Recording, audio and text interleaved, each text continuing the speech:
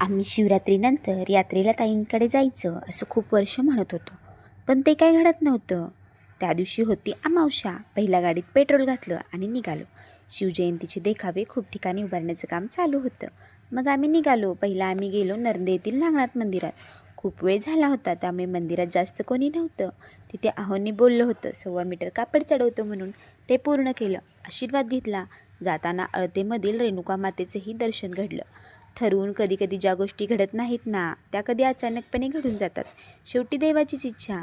ताईंच्या घरी जायला खूप वेळ झाला होता. ही इचलकरंजीमधील छत्रपती शिवाजी महाराजांचे स्थान. तर जाताना अहोंना आणि मला लागली खूप भूक, तर मस्तपैकी पावभाजी खाल्ली. मग पोहोचलो ताईंच्या गावी. गावात गेलं की पहिला घेतलं मल्हार सिद्धांचं दर्शन.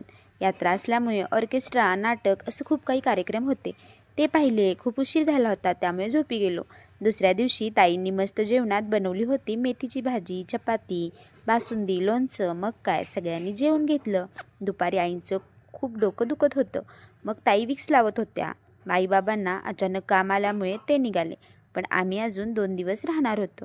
संध्याकाळी आम्ही गेलो यात्रेत. तर पहिला घेतलं पालखीचं दर्शन, कारण आहोंची खूप श्रद्धा आहे.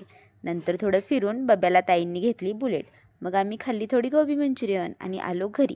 तर आजच्यापुरते एवढेच. भेटू उद्याच्या व्लॉगमध्ये.